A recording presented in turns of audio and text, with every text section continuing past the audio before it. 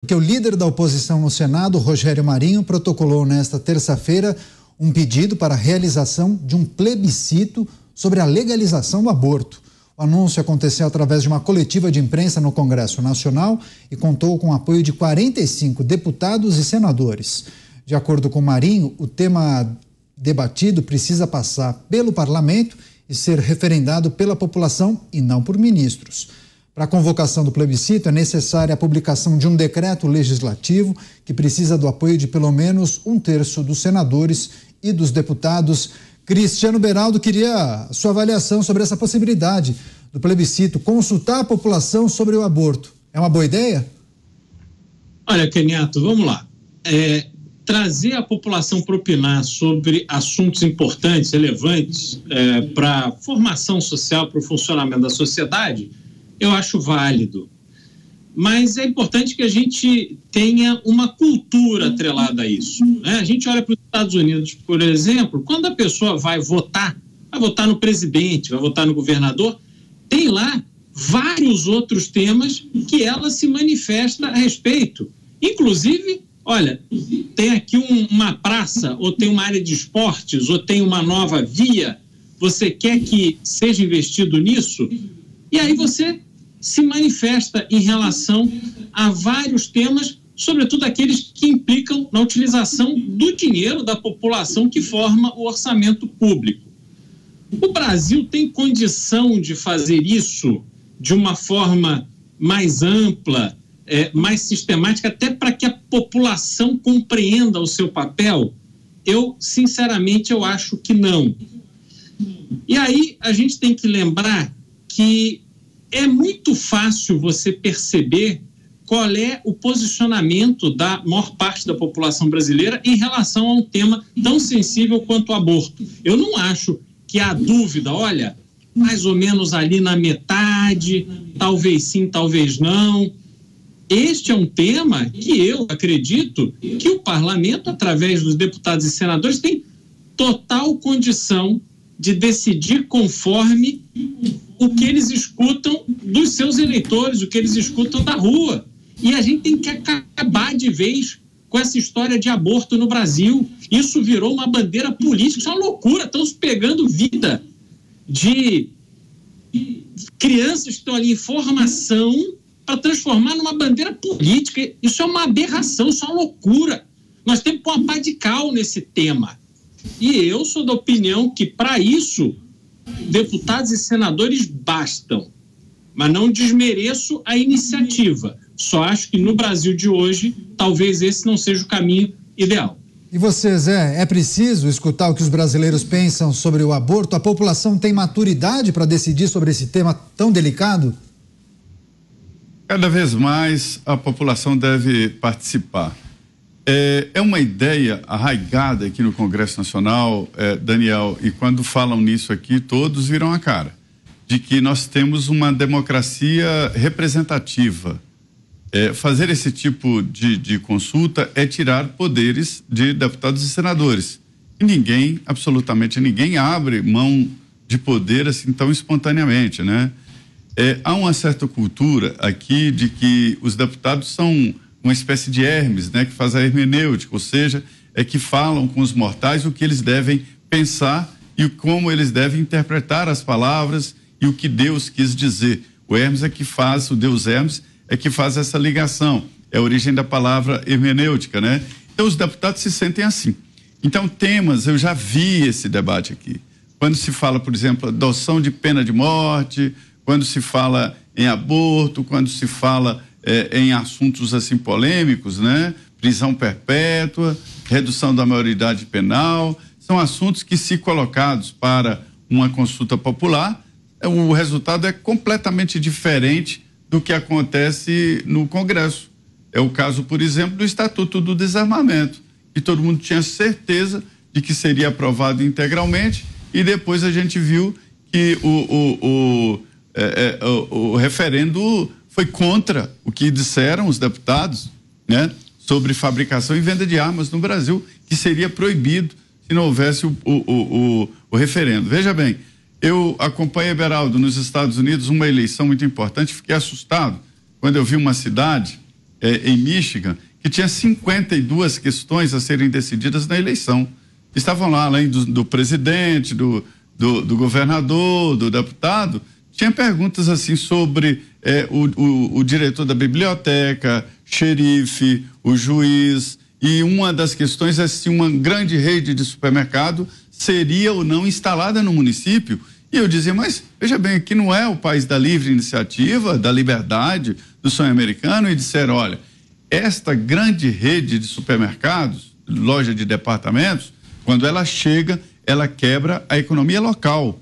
Então, os moradores vão dizer se querem comprar mais barato e quebrar a economia local, né, sim ou não. E o resultado foi negar a instalação de uma grande rede lá no município, né?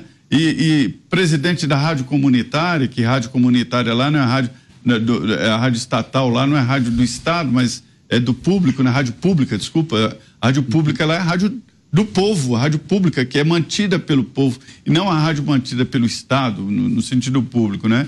Então lá existe nos Estados Unidos, existe realmente essa cultura de perguntar tudo. E isso aí vem no sentido contrário da cultura e do que pensam os políticos sobre democracia. A nossa democracia é representativa. Vai lá, Beraldo, você. É por isso que não tem urna eletrônica. Você tem que decidir sobre muita coisa. Tem urna eletrônica sim, Beraldo. Em alguns estados tem urna eletrônica. Tá certo. Mota, também queria escutar o que você pensa sobre essa possibilidade de consultar a população para saber se ela é favorável ou não à liberação do aborto. Não corremos o risco do que a maioria decidir não ser respeitado, como o Zé bem lembrou, do referendo das armas? Lá vamos nós para o debate de novo. Como assim a população não tem maturidade, meus amigos? A população paga os impostos que sustentam o Estado e todos os políticos.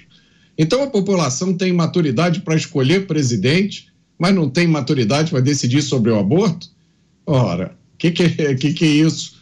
Consulta popular é a melhor escolha, não tenho dúvida nenhuma. Esse é um tema polêmico, ele tem que ser decidido ou pelos representantes do povo ou pelo povo diretamente. Se não foi decidido ainda pelos representantes, por que não consultar o povo? Eu quero chamar uma atenção de todo mundo por uma questão que se esconde atrás dessa questão principal. A questão que está escondida é o uso do sistema de saúde pública para fazer um procedimento que contraria as convicções da maioria da população. Em outras palavras, você vai ser, essa decisão for tomada mesmo, de liberação, você vai ser obrigado a pagar com o dinheiro dos seus impostos a realização de algo que você repudia. Esse é o passo seguinte, né? É igualzinho a questão da descriminalização. Quando você está discutindo com um advogado da descriminalização das drogas, eles dizem o seguinte, olha, isso é uma questão de saúde pública, vamos liberar, não tem nada a ver com a polícia. Aí você explica, mas a droga causa dependência química. E aí o advogado da descriminalização diz, não, então, aí isso é uma questão de saúde pública. É o Estado que tem que fornecer o tratamento para quem se tornar dependente. Então é assim, você permite que uma coisa ruim seja feita e se as consequências forem ruins, como você sabe que vão ser, aí o Estado banca o tratamento. O Estado quer dizer, nós, né, o nosso dinheiro.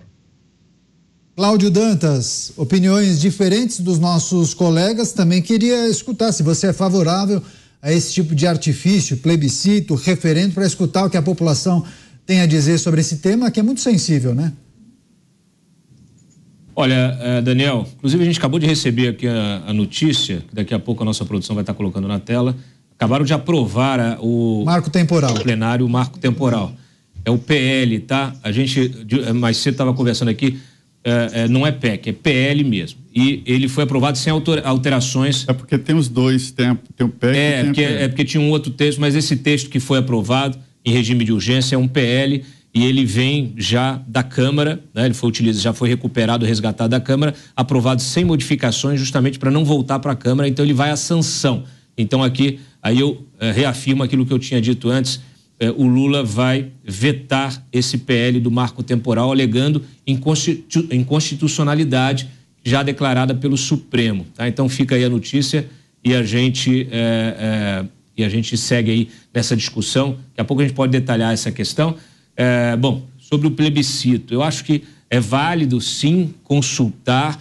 Eu não tenho certeza ainda, pelo que eu conversei com algumas lideranças no Congresso, esse plebiscito, essa proposta, talvez ela tenha mais de alerta de jogo político do que efetivamente de proposta a ser executada, né? E aí eu acho que vem dentro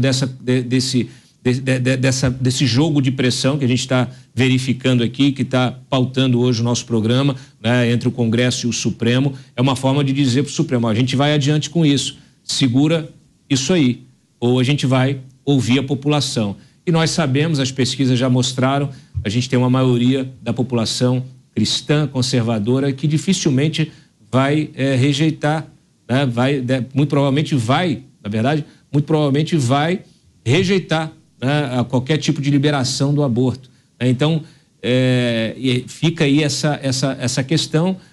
Eu acho que é válida a consulta, mas eu acho que antes da consulta esse assunto pode ser resolvido de alguma maneira no Congresso, né? Então, agora, quando a gente se essa proposta for à frente, quando for ser formulada a questão para a população, e aí tem que colocar uma lupa, porque dependendo de como é formulada essa pergunta, a gente já viu isso acontecer no passado, aqui em outros países, dependendo de como é formulada a pergunta, você pode ter respostas diferentes, você pode levar ao engano, né, quem está votando. Então tem que ter um cuidado enorme nessa consulta, porque uma vez, né, feita a consulta, saiu ali o resultado e aquilo vai, vamos dizer assim, aquilo acaba balizando o resto do debate, acaba, vamos dizer assim, obliterando o debate, acaba resolvendo, sacramentando o debate. Então, se tem o plebiscito, tem o resultado, vamos fazer o que está previsto no resultado. Pois é, como o Dantas já adiantou, notícia que acaba de chegar à redação da Jovem Pan News, o Senado Federal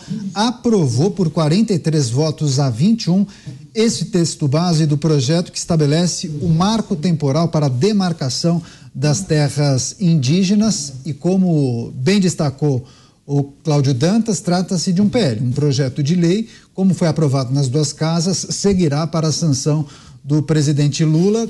O Zé Maria tinha adiantado que tem também uma proposta de emendar a Constituição.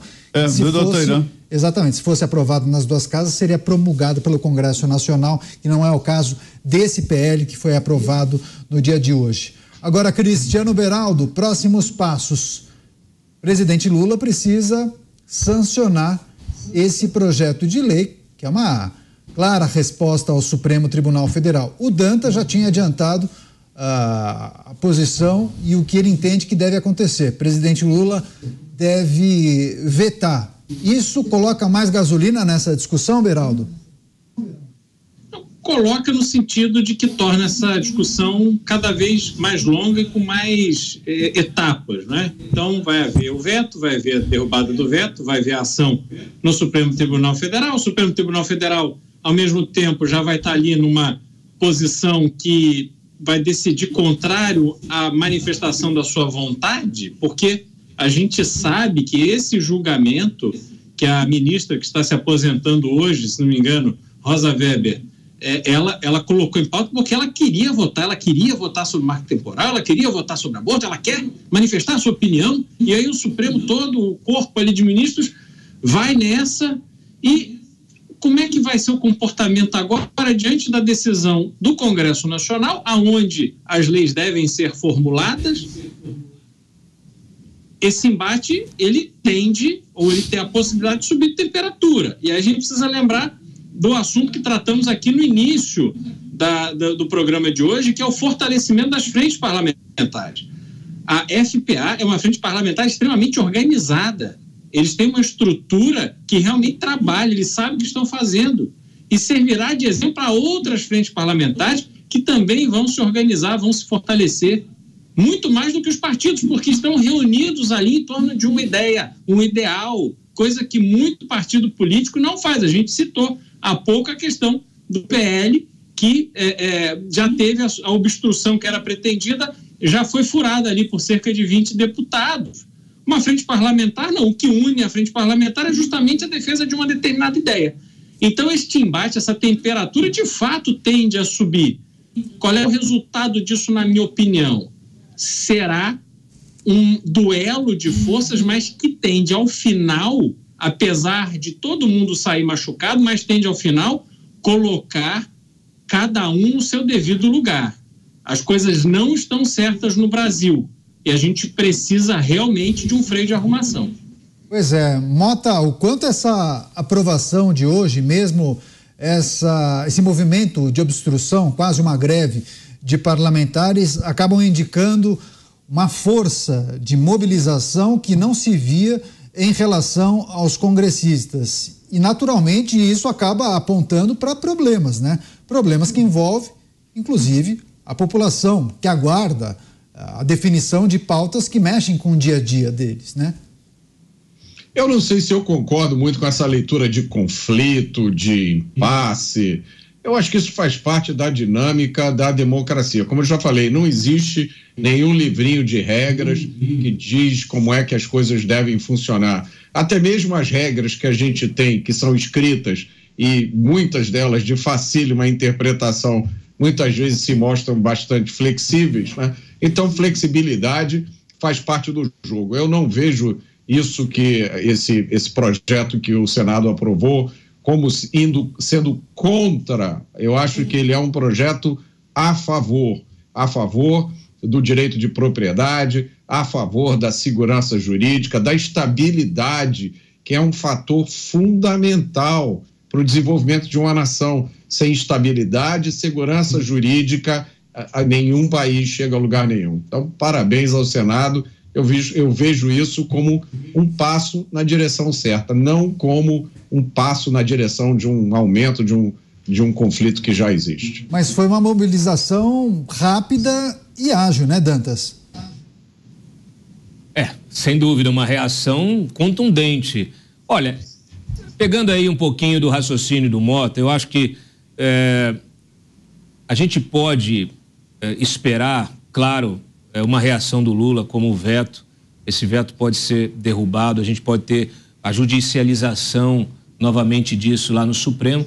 E o Supremo, e agora com a presidência do Barroso, pode resolver, vamos dizer assim, voltar no tema ou não. Existem pautas, recursos, ações que passam décadas lá paradas, engavetadas. E se o Barroso, que tem a prerrogativa de pautar os temas, se ele tiver essa sensibilidade de entender que isso é interna corporis, ali é uma questão para ser resolvida pelo Congresso, e se ele entender a insegurança jurídica que essa decisão tomada pelo Supremo está trazendo para o Brasil, para um dos princípios, não só para o agro, mas também para o agro. Hoje, a gente tem aí o agro como um dos grandes pilares, grandes motores da economia brasileira.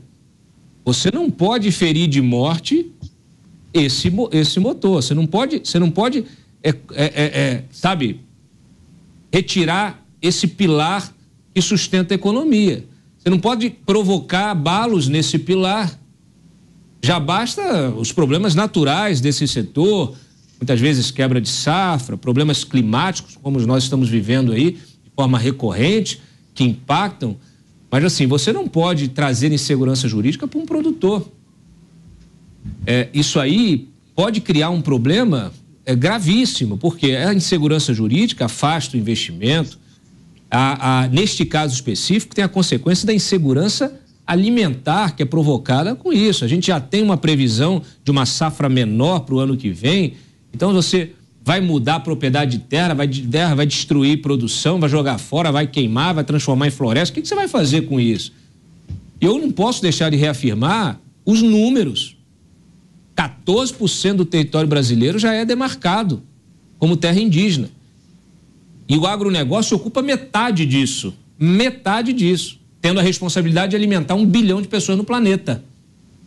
Então, assim, é um negócio tão grave, E talvez seja a chance do Supremo olhar e falar assim, beleza, o Congresso resolveu, né, resolver essa questão ou consertar o nosso erro, porque foi um erro essa decisão. Seria uma sinalização e tanto, hein, Zé Maria?